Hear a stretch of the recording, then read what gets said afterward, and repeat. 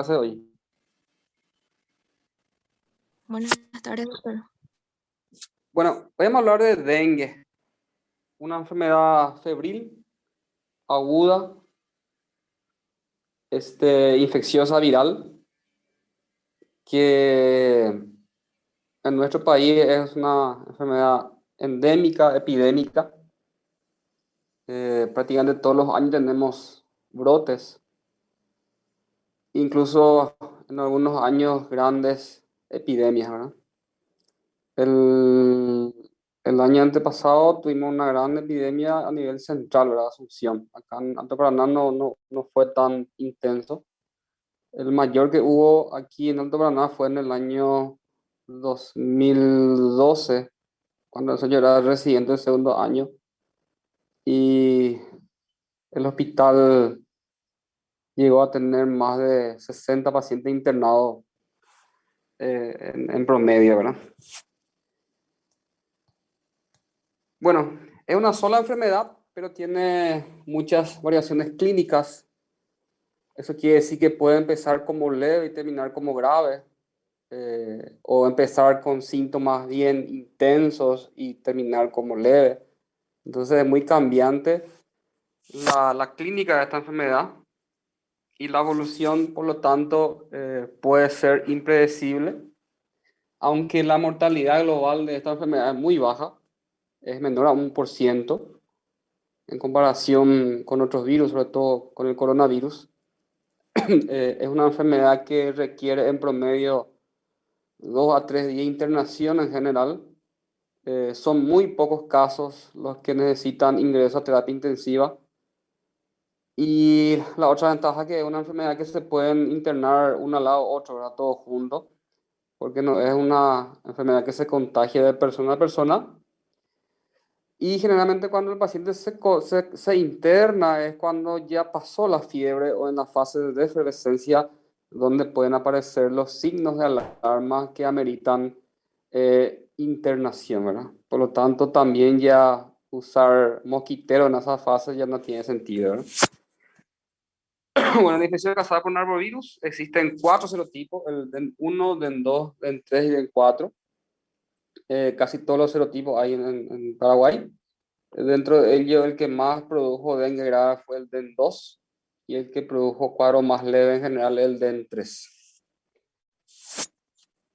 Bueno, cada uno de los serotipos puede causar infección en una misma persona. En teoría, entonces, hasta 3 o 4 veces uno puede tener dengue en la vida. Algunos 3 porque se habla también de una inmunidad cruzada con los otros serotipos. Y entonces el mismo serotipo ya no te vuelve a afectar en las próximas epidemias, ¿verdad? Entonces la infección por un serotipo deja inmunidad de por vida contra ese serotipo, pero no con los demás, o por lo menos puede dar solamente una inmunidad transitoria, ¿verdad? Bueno, el mosquito que transmite esta es la Aegyptis, la hembra. Entonces tiene su ciclo dentro de este mosquito y luego infecta a las personas. Y tiene un periodo de incubación que puede variar entre 5 a 10 días, que es la fase donde el paciente se infecta, se produce la replicación viral hasta que aparecen los primeros síntomas, ¿verdad? Incluso se habla de infecciones asintomáticas. En un gran porcentaje hay personas que clínicamente no tuvieron síntomas o síntomas muy leves o pasó desapercibido y generaron inmunidad contra el virus, ¿no?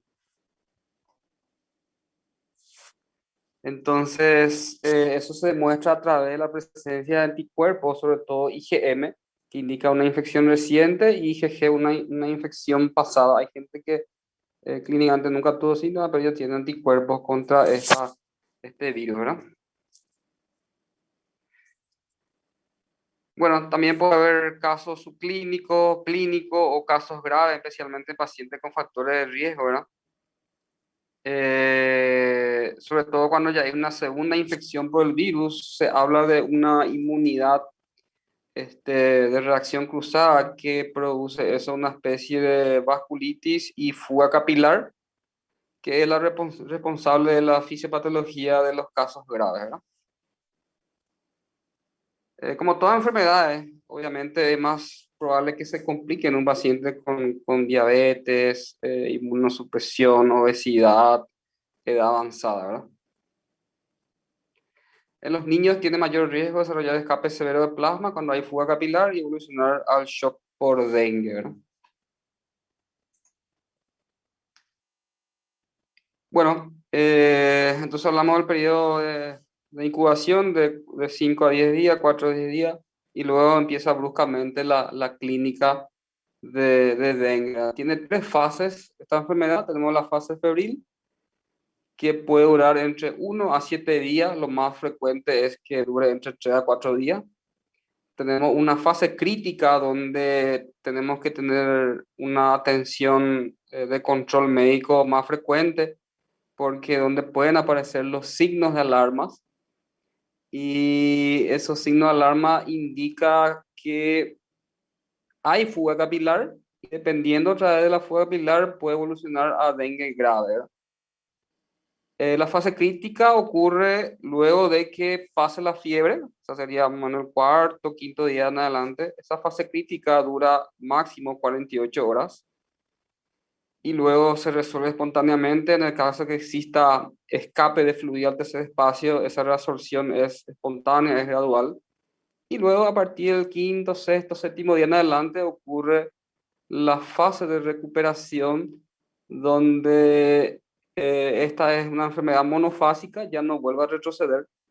Una vez que existe ya signo de recuperación, es monofásica, ya no hay retroceso, ¿verdad? Bueno, entonces estuvimos hablando de la fase de enfermedad, que tiene un amplio espectro clínico. Hay cuadro inaparente, hay casos asintomáticos y hasta casos graves que puede llevar a la muerte. Dijimos que es una mortalidad muy baja. Entonces, dentro de las formas graves podemos no solamente hablar del shock por dengue, que es por fuga capilar. En realidad es un shock distributivo, no hipovolémico, ¿verdad? Aunque también puede haber hipovolémico por diarrea, vómito en pacientes ya que son vulnerables, ¿verdad? Pero el shock por dengue propiamente dicho es un shock distributivo donde el líquido va todo al tercer espacio. Bueno, también puede producir hepatitis el propio virus cuando las transaminasas están elevadas más de 10 veces su valor normal. Puede producir insuficiencia hepática en consecuencia, encefalopatía hepática por aumento de la bilirrubina y llegada de tóxico al cerebro. También puede producir miocarditis, eso desarrollar una insuficiencia cardíaca. Puede producir hemorragias severas y el shock por dengue o shock distributivo.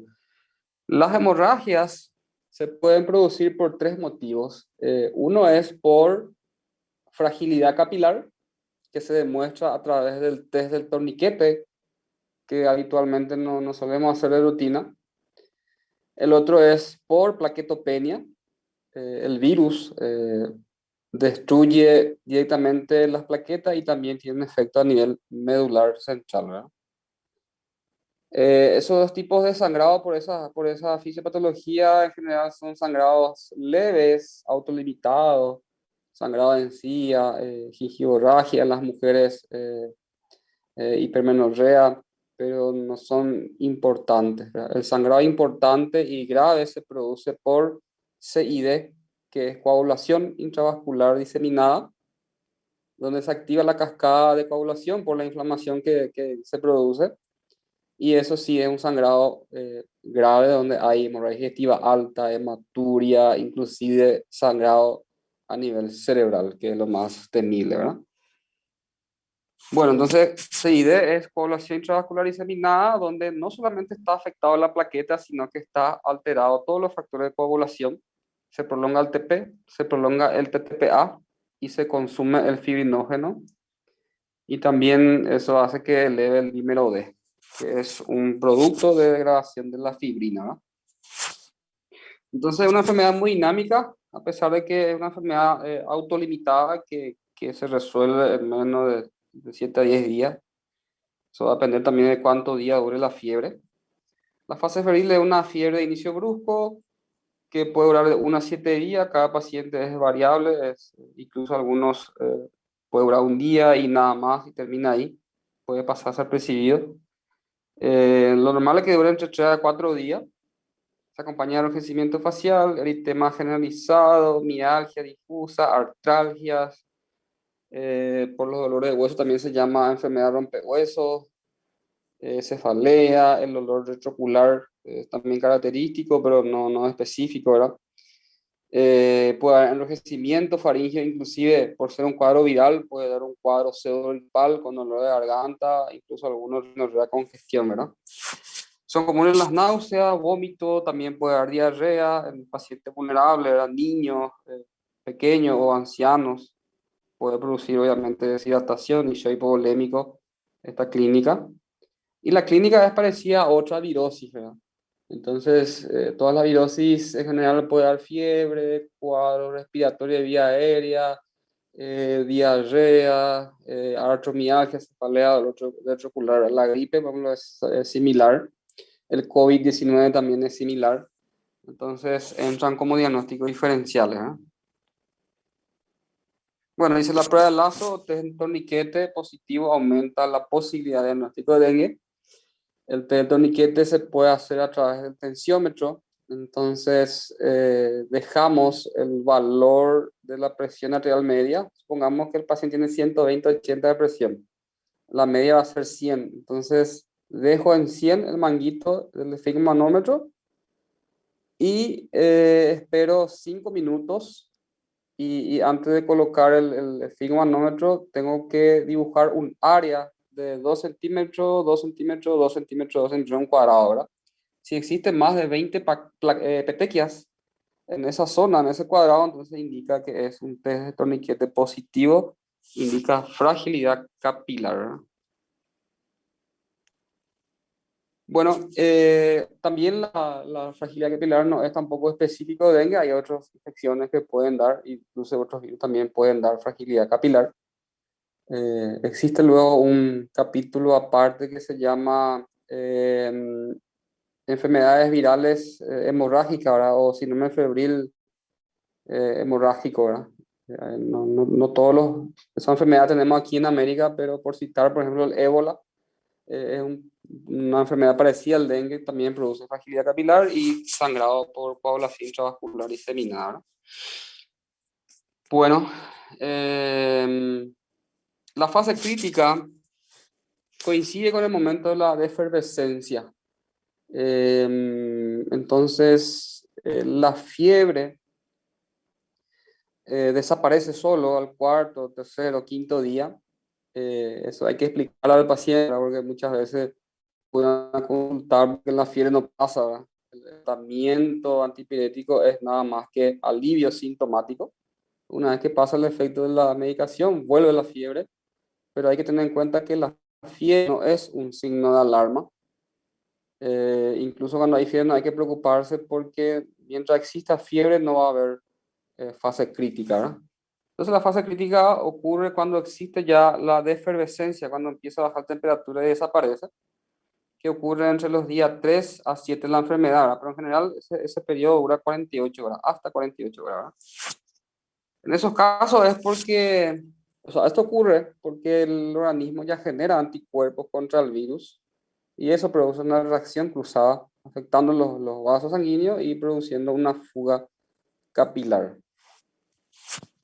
Esto puede ser además un escape de plasma al espacio intravascular por aumento de la permeabilidad capilar y un aumento del hematocrito en el hemograma, ¿verdad? Entonces estos eventos marcan el inicio de la fase crítica. Por eso es importante tener siempre un hemograma basal del paciente para tener como parámetro comparativo con los días que se vienen, ¿verdad? Entonces, un aumento más de 5 puntos ya es significativo de fuga capilar.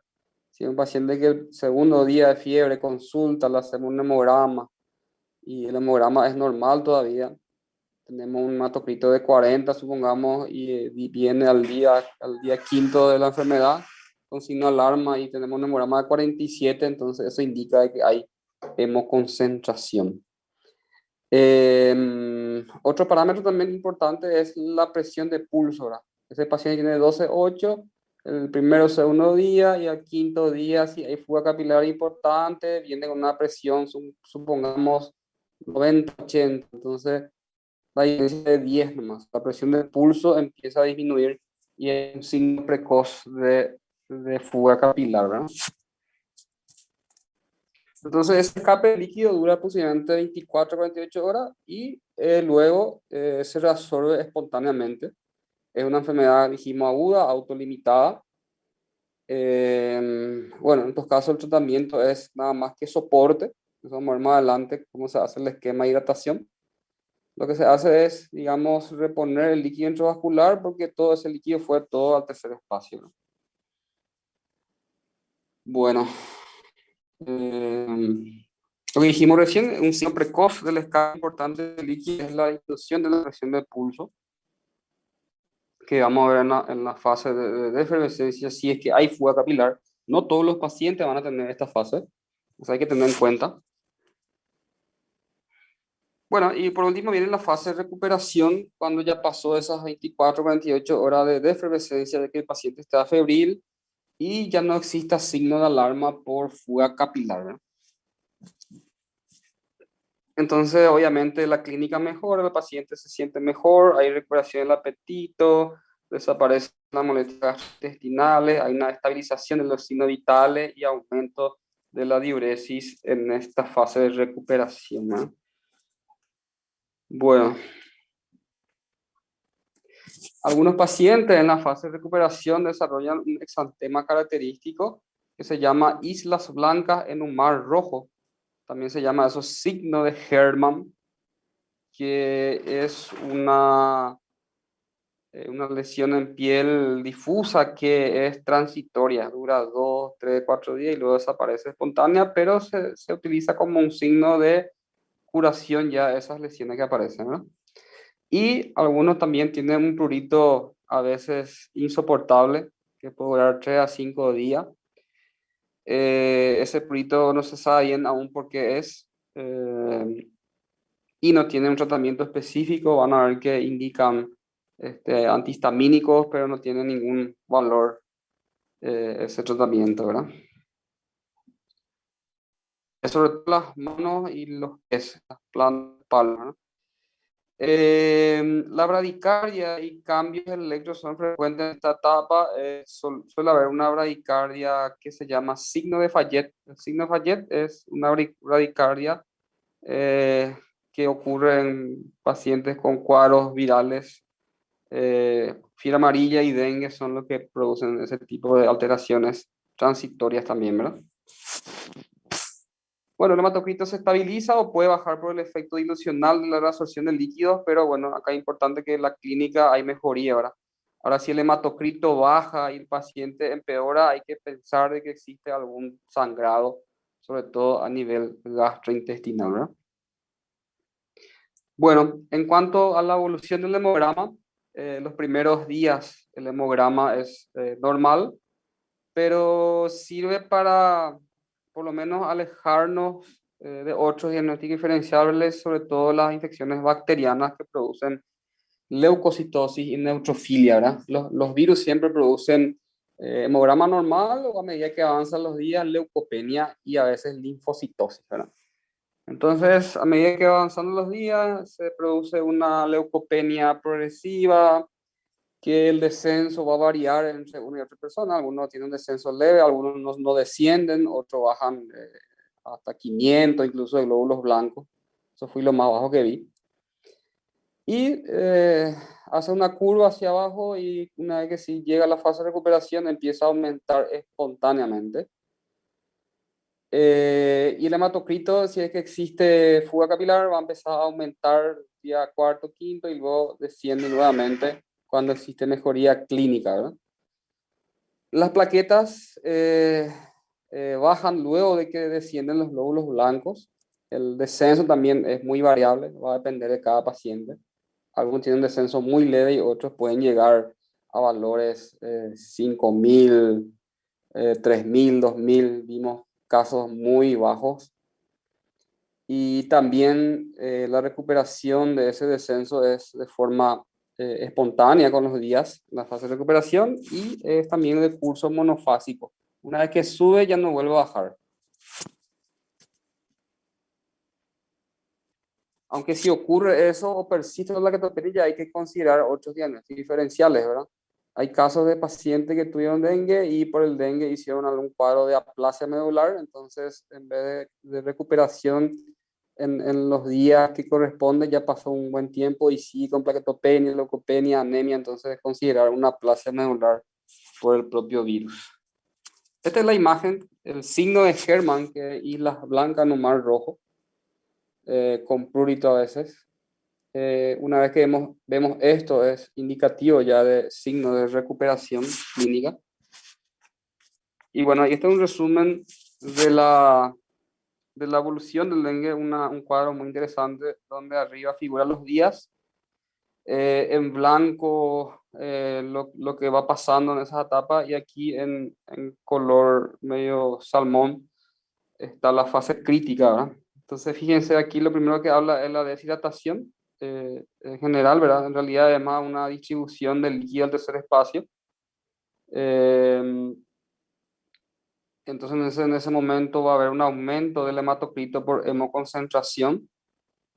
El hematocrito aquí vemos cómo empieza a aumentar, las plaquetas empiezan a descender en la fase crítica y vemos aquí también la viremia, vemos que la carga viral es mayor al segundo o tercer día de la replicación viral, y en el cuarto o quinto día, cuando el organismo ya, el sistema inmunológico reconoce eso, genera anticuerpos. A partir del quinto día ya puede haber aumento de IgM. El IgM indica infección aguda reciente, aparece al quinto día, ya puede aparecer y persiste por 2 a 3 meses. Luego, a partir de 1 o 2 meses, empieza a aumentar la inmunoglobulina G, que es la que persiste ya de por vida en el tiempo, ¿verdad? Contra ese serotipo causante de la infección por dengue. Bueno, entonces la fase crítica es lo que hay que tener mucho cuidado, los pacientes que vemos, porque es donde puede ocurrir el dengue grave, ¿verdad? Entonces, para que exista un dengue grave, tiene que haber clínicamente signos de alarmas que nos orientan a nosotros de que puede ese paciente ir a un dengue grave, ¿verdad? Entonces puede haber shock por dengue, puede haber dengue hemorrágico y las otras complicaciones que ya mencioné, hepatitis, encefalitis, miocarditis, también se considera dengue grave, y también la presencia de líquido en el tercer espacio sintomático. Yo puedo tener derrame cerebral, derrame pericárdico, ascitis, pero sintomático indica dengue grave. Ahora, si tenemos de rutina nomás a un paciente con signo de alarma, por ejemplo, aumento hematocrito, por el paciente está estable y le hacemos una ecografía para ver si no hay fuga capilar, y a veces encontramos una pequeña cantidad de líquido en la serosa, entonces eso indica signo de alarma. Pero una vez que tenga síntomas, ese líquido acumulado es dengue grave. Bueno, de acuerdo a eso se clasifica el dengue en dengue con signo de alarma o sin signo de alarma. Y luego tenemos el dengue grave, ¿eh? ¿Cuáles son los signos de alarma? Esto es importante. Los signos de alarma es lo mismo que criterios de internación del paciente para que pueda recibir hidratación, ¿verdad? O sea, reponer el líquido intravascular que se fue todo al tercer espacio. Bueno, puede haber dolor abdominal intenso y sostenido, o a la palpación. La congestión del tercer espacio en el hígado puede producir hepatomegalia dolorosa, eso es lo que duele. Vómito persistente, hemorragias espontáneas como petequia, equimosis, hematoma, gingivorragia, sangrado nasal, vómito con sangre, heces negruzca o con sangre evidente, menstruación excesiva, acumulación clínica de líquidos, ya sea sintomático o con la presencia de imágenes en la ecografía sobre todo, ¿verdad? Podemos ver ascitis, derrame pleural. Dijimos que si este líquido era sintomático ya era dengue grave. Bueno, Entonces, estos son los signos de alarma que a su vez indican también criterio de internación, y los signos de alarma se producen por presencia ya de fuga capilar, ¿verdad? La severidad de los síntomas va a depender de la intensidad de la fuga capilar. Y bueno, luego viene el dengue grave, que es el shock por extravasación del plasma antes del espacio, acumulación líquida con dificultad respiratoria o ambas, sangrado profuso que sea considerado clínicamente importante por los médicos tratantes. Ahí hablamos ya de coagulación intravascular diseminada, donde el sangrado es realmente importante. Y compromiso grave de órganos, como dijimos al principio, miocarditis, hepatitis, encefalitis. Solamente a modo de comentario, hay que saber interpretar la clínica de estos pacientes. Cuando un paciente tiene gingivorragia o alguna epistaxis leve por plaquetopenia o por fragilidad capilar, eso no es dengue hemorrágico. Por más que sangre, no se considera todavía un dengue hemorrágico como tal, ¿verdad? El dengue hemorrágico es por coagulación intravascular diseminada. Cuando ocurre eso, la mortalidad prácticamente es 100%, ¿verdad? Entonces la gente dice, me salvé de dengue hemorrágico, eso no existe, ¿verdad? Imposible. El que hace coagulación intravascular diseminada ya es posterior al cuadro de shock. Entonces cuando hay hipotensión, hay shock, se activa la cascada de coagulación y produce el dengue hemorrágico y la mortalidad prácticamente 100%, ¿verdad? No he visto muchos casos, pero lo que he visto, todos se murieron, ¿verdad? Entonces me salvé de dengue hemorrágico, epistaxis y hemorragia, no era dengue hemorrágico. Aparte que el dengue hemorrágico propiamente dicho no es frecuente. Yo habré visto como 2 casos de esa epidemia en 2012 y los 2 se murieron, ¿verdad? Bueno, el diagnóstico, tenemos el caso sospechoso, que es toda persona que presenta fiebre de menos de 7 días de duración sin foco aparente. Sin foco aparente quiere decir que no hay, por ejemplo, tos, no hay expectoración, no hay síntomas urinarios o síntomas de meningitis o lesiones en piel. Eso es sin foco aparente. Bueno, y caso probable de dengue es que tiene fiebre, menos de 7 días y 2 más los siguientes síntomas: cefalea, dolor retrocular, mialgia, artralgia, erosión cutánea. Y hay que saber que esta es una enfermedad de notificación obligatoria para el Ministerio de Salud para el monitoreo de los casos, ¿no? Bueno, ¿cómo se confirma el dengue? Existen 3 formas. Uno es el nexo epidemiológico. O sea, si yo vivo en una casa con familiares y ellos están con síntomas de dengue y luego de 7, 8 días después yo desarrollo también síntomas de dengue y a ellos ya se le confirmó que es dengue, entonces eso se llama nexo epidemiológico. eh, Se considera ya dengue, ¿verdad? La otra forma es solicitando el antígeno NS1 del virus en sangre.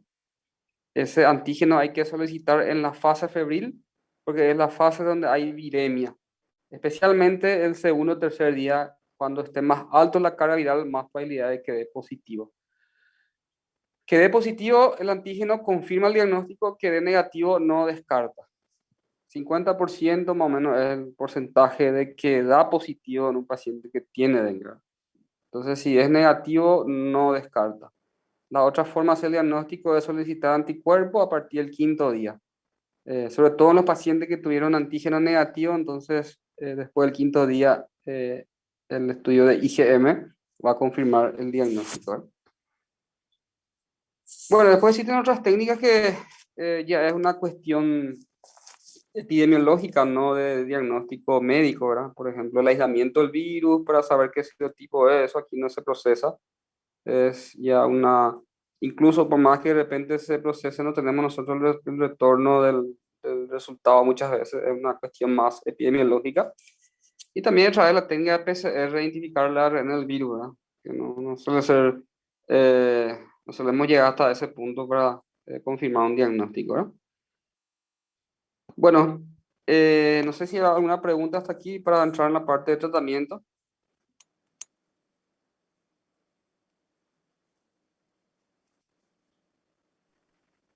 Creo que no, doctor. Doctor, todo Bueno, bien, claro. Seguimos la parte de tratamiento. Hay que saber que no existe un tratamiento específico.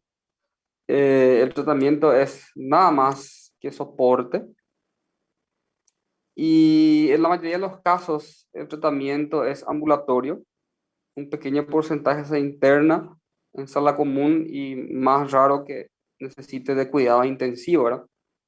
Muchas veces son ya personas con enfermedad de base que el dengue hace que descompensen esa enfermedad de base y por eso necesitan a veces terapia, ¿verdad? Muy raro es que sea por el propio dengue nomás que necesite terapia, ¿verdad? Bueno, entonces siempre es importante tener un hemograma inicial para saber cuánto es el hematocrito basal y ir comparando con los días, ¿verdad? Que ese hematocrito se mantenga y no varíe más de 5 puntos. Bueno, hay varias situaciones, ¿verdad? Incluso vimos pacientes que nunca consultaron y ya llegan ya al quinto día por shock por dengue. Ni sabíamos nosotros el diagnóstico previo, ¿verdad? No consultó anteriormente. Entonces el paciente puede llegar en shock distributivo, ¿verdad?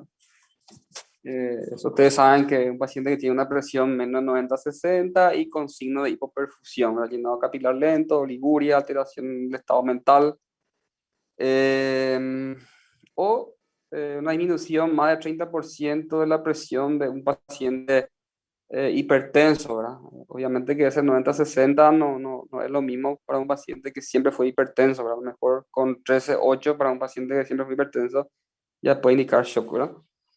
Bueno, el esquema de shock que se hace en esos casos es una hidratación con soluciones cristaloides, que puede ser Ringer, lactato o suero fisiológico, a una dosis de 30 ml kilo peso. Entonces, si tengo un paciente de 70 kilos, 3 por 7, 21 sería más o menos 2100 en la carga que voy a realizar para tratar de mejorar la perfusión de ese paciente, ¿verdad? Bueno, una vez que el paciente mejore el estado de hipoperfusión, de shock distributivo, luego se pasa a un esquema de hidratación de pauta descendente en esas dosis que vemos ahí, que es 10 ml kilo peso hora por 2 horas, luego 7 ml kilo peso hora por 2 horas, y luego se baja a 5 ml kilo peso hora por 2 horas. Bueno, ¿cómo se calcula eso? Si yo tengo un paciente de 70 kilos, va a ser 70 ml en una hora. Entonces, como es macro gotas, es una dosis de suero alto, importante, entonces no hacemos microgotero ni ml ahora, sino que directamente macro gotero, ¿verdad? Entonces, lo que puedo hacer yo es 70 por 10 me da 700, que son 700 ml. Hay que saber que un ml equivale a 20 macrogotas. Entonces puedo multiplicar 700 por 20 y me da 14.000 macrogotas. Si esas 14.000 macrogotas yo divido por 60, que es 60 minutos, una hora, me va a dar 233 macrogotas por minuto. El cálculo es por hora, pero se debe realizar por 2 horas, ¿verdad? Entonces, el cálculo matemático es por una hora, pero yo tengo que administrar esas 233 macrogotas por minuto por 2 horas. Y luego bajo la dosis. Pasó las 2 horas, bajo a 7, 7 por 70 kilos, da 490 ml. Multiplicó por 20 para que me dé macrogotas, da 9.800 macrogotas. Vuelvo a dividir por 60 minutos, que es una hora, me da 163 macrogotas. Solo que eso paso por 2 horas. Y luego desciendo a 5. El mismo procedimiento, 5 por 70 kilos que tiene el paciente, da 350 ml, voy a multiplicar por 20 porque un ml es igual a 20 macrogotas, me da 7.000 eso, macrogotas, dividido por 60, que es 60 minutos, una hora, baja a 116 macrogotas por minuto por 2 horas. Ese es el esquema de descenso que se hace. Y luego, cuando termine esas 6 horas, tengo que hacer un control de hematocrito y tiene que descender el hematocrito a nivel basal del primer hemograma del paciente, aunque no siempre tenemos tampoco un primer hemograma de los primeros días de consulta, ¿verdad? En esos casos va a primar la clínica, ¿verdad? La mejoría clínica. Bueno, pero lo ideal es que tengamos un hematocrito basal para saber nuestro objetivo hasta cuándo llegar, ¿verdad? Si se llegó al objetivo, luego se deja un goteo de mantenimiento que puede ser de 2 a 3 ml kilo peso hora, el mismo cálculo que hicimos. Y estos son el tratamiento que se hace en la fase crítica, donde pueden ir pacientes con dengue grave o con signo de alarma. Y en esa fase, obviamente, el control debe ser estricto de signos vitales y el hemograma cada 6 horas, idealmente, ¿verdad? Bueno, entonces ese sería el primer tratamiento de esquema de shock. Ahora, si el paciente no está en shock y viene con signo de alarma, quiere decir que ya hay fuga capilar, entonces se interna al paciente y hago el esquema 10-7-5. No voy a hacer 30 ml kilo peso porque no está en shock, pero sí hay signo de alarma, entonces hago el esquema 10-7-5, pasa las 6 horas, vuelvo a controlar el hematocrito. Si mejoró el hematocrito, hago mantenimiento y sigo controlando cada 6 horas. Si a las 6 horas de hacer este esquema 10-7-5 no mejoró el hematocrito, no bajó el hematocrito, se vuelve a repetir el esquema 10-7-5 las veces que sea necesario hasta que el hematocrito descienda al nivel basal.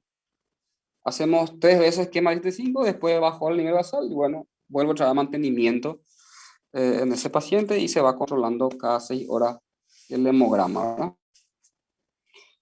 Bueno, en el caso que el paciente no responda al esquema de shock, entonces ahí se puede usar coloides, puede ser albúmina, puede ser, también hay sintéticos como el Estano 70, como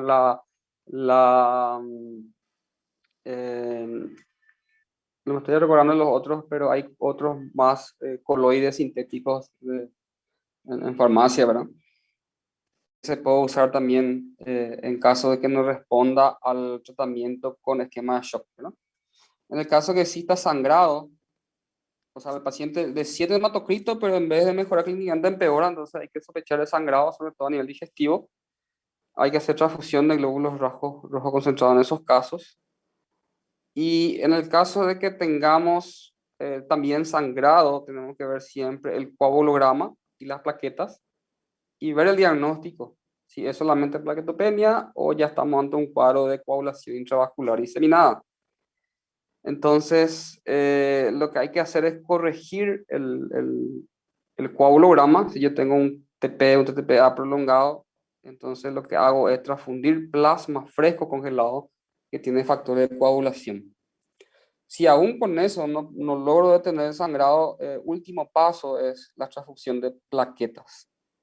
Sabemos que administrar solamente plaquetas del inicio es como tirar más leña al fuego, ¿verdad? El virus y la reacción inmunológica va a hacer que destruya nuevamente esas plaquetas que transfundimos. Entonces, último paso es la transfusión de plaquetas en pacientes con dengue, ¿verdad? También está indicado como último paso el uso de inotrópicos, sobre todo la noradrenalina, que es un vasoconstrictor, porque en la fuga capilar existe vasodilatación, entonces también se puede comportar como un shock séptico. Entonces, el inotrópico indicado como vasoconstrictor es la noradrenalina. Y si aún así no mejora el paciente, entonces tenemos que considerar la posibilidad de que exista una insuficiencia cardíaca por miocarditis viral, por dengue. Y en ese caso, entonces, aparte de hacer noradrenalina, también le agrego dobutamina, que es un inotrópico positivo cardíaco.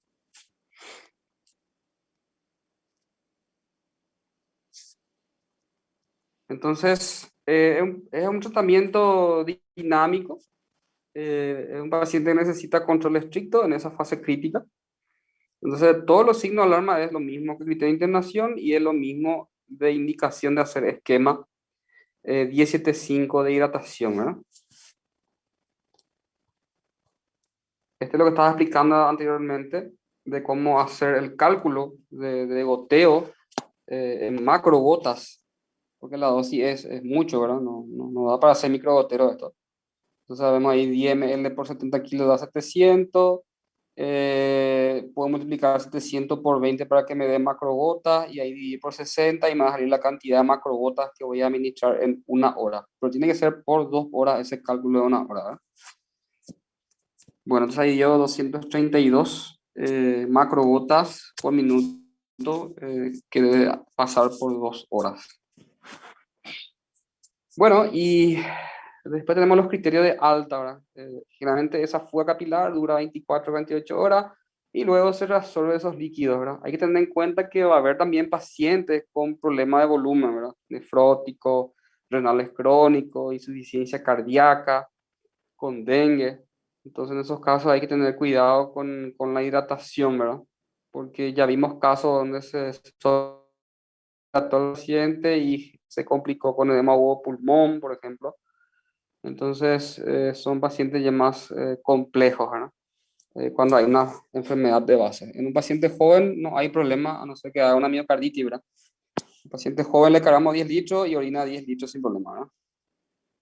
Entonces, criterio de alta cuando haya febril, paciente de febril más de 48 horas, que es lo que dura la fase crítica. Hay una mejoría del estado clínico, hay una buena diuresis y una tendencia de aumento de plaquetas, que usualmente es precedido por aumento de leucocitos. Primero aumentan los glóbulos blancos y luego le siguen las plaquetas. Eh, Anteriormente, por desconocimiento, le teníamos miedo y decía incluso las guías que todo paciente con plaqueta menor a 100.000 era para internar, ¿verdad? Pero vimos nosotros que hay gente que viene con 70.000, 60.000 de plaqueta, pero no hay fuga capilar y el paciente está clínicamente muy estable, entonces ya no internamos, sobre todo cuando estamos sobrecargados, ¿verdad? Ahora, si está menos de 50.000, sí ya es un criterio de internación para nosotros al menos, ¿verdad? Cuando de repente tenemos muchos pacientes, menos de 50.000. Incluso también lo que está escrito en las guías y se puede hacer también es cuando ya no tenemos lugar para internar en un paciente que tiene aumento de hematocrito, pero está estable clínicamente, podemos hacerle 1 o 2 litros de suero en la urgencia y se va a la casa y viene al día siguiente para otro control de hematocrito. Se suele hacer también eso, una hidratación de carga y se le manda al paciente a la casa igual de 24 horas, siempre que sea sano y joven, ¿verdad? Si es un paciente con comorbilidades, es mejor internar porque hay posibilidad que se pueda descompensar su enfermedad de base con el dengue, ¿verdad? Y ahí también dice hematocrito estable sin fluido intravenoso, o sea que ya no vuelve a subir el hematocrito, se estabilizó luego de hacer esquema de hidratación con mejoría clínica, entonces a eso se refiere hematocrito estable, ¿verdad? Bueno, el tratamiento es también sintomático. Se puede usar el paracetamol, excepto que esté haciendo una hepatitis, obviamente. También solemos usar dipirona como antipirético. Para las náuseas y vómitos se puede usar metoclopramida, se puede usar leosulpiride. Incluso para el dolor intenso, a veces solemos usar opiáceos, ¿verdad? Como el tramadol, meperdol. No tanto morfina, porque morfina puede producir hipotensión, ¿verdad? Eh, y están contraindicados los otros AINE, ¿verdad? Entonces, aspirina, diclofenac y ibuprofeno están contraindicados porque aumenta la agregación, o sea, disminuye la agregación plaquetaria de forma irreversible, ¿verdad? Reversible, en el caso de AINE y aspirina irreversible, ¿verdad? Bueno, y hay que explicarle a los pacientes que la fiebre dura 4 a 5 días por más que tomen antipirético, eso no le va a cortar la fiebre. Y el resto de historia. Jugo de mamón, remolacha, eso es historia, ¿verdad? Invento de la gente. Las plaquetas suben espontáneamente, no existe un tratamiento que te va a levantar las plaquetas, la recuperación es espontánea, completa y total. Es solo cuestión de esperar, reposo y evitar traumatismos, ¿verdad? Porque un paciente con plaqueta muy baja y un golpe en la cabeza puede ser generar un sangrado a nivel cerebral, ¿verdad? Bueno, ¿alguna pregunta? Doctor, en la parte de criterio de internación, por ejemplo, no hay tipo cuántos criterios debe tener para que yo, por ejemplo, diga sí o sí tengo que internarle o Con tener solo No, un criterio ya puedo ya. un criterio ya es para internar. O sea, vos tenés un dolor abdominal persistente, ya es para internar. Tiene Sí, sí. vómito persistente, ya es para internar. Tiene algún sangrado, ya es para internar. Tu hematocrito subió a 5 puntos, ya es para internar. Tu plaqueta también es de 50.000, ya es para internar. Entonces, un solo criterio ya es suficiente. Y hay que también tener en cuenta que hay otros factores, ¿verdad? Por ejemplo, riesgo social. A veces viene indígena, viene gente de lejos, entonces es mejor en esos casos internar por riesgo social o la presencia de comorbilidades, ¿verdad? Embarazada, por ejemplo, se tiene que internar en esa fase crítica, niños pequeños, menos de 6 meses, adultos mayores, presencia de comorbilidades también son criterios de Sí, internación, sí. aunque hay enfermos crónicos bien controlados también y a veces no le internamos, ¿verdad? Entonces va a depender mucho de la clínica y la experiencia de cada uno, ¿verdad? Ah, sí, sí. Pero hay que saber que en la fase crítica hay que hacer control estricto cada 6 horas, mientras que dure esa fase crítica de 48 horas, ¿sí? Y ahí mismo cuando se decide internar también se le hace ya el de mantenimiento o todavía no se le hidrata al paciente. Sí, a todo paciente que se interna se le debe hidratar y hacer el esquema 10-7-5, ¿verdad? Ah, Porque primero existe 10. fuga capilar. Ah, sí. 10-7-5. Siempre que no esté en shock, ¿verdad? Esquema Sí. 10-7-5 y se hace control cada 6 horas hemograma. Si no se normalizó el hematocrito, se vuelve a repetir el esquema 10-7-5 las veces que sea necesario, ¿verdad? Sí, sí. Pillo. Ahí está. Gracias, doctor. Excelente. ¿Alguna pregunta más? Doctor, si no respondía al Sí, esquema de shock, ¿verdad? Se pasaba a coloides. No, acoloides, exactamente. no se pasa, por ejemplo, a las drogas vasoactivas que mencionaste, No, dobutamina. primero se prueba coloides porque fisiopatológicamente el líquido va todo del espacio intravascular al tercer espacio, ¿verdad? Entonces lo que hacen los coloides por efecto osmótico es tratar de atraer nuevamente ese líquido al espacio intravascular, ¿verdad? Eso es fisiopatológicamente. Ahora si no responde a coloide, entonces ahí sí tenemos ya como última opción el uso de inotrópicos. Entiendo, doctor. Gracias.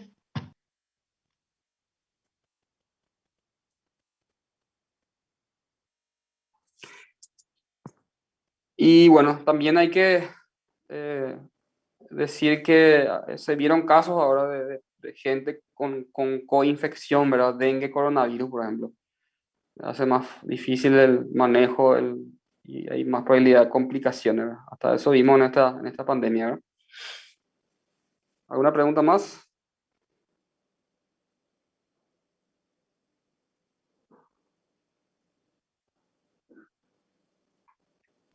Creo que ya no, doctor.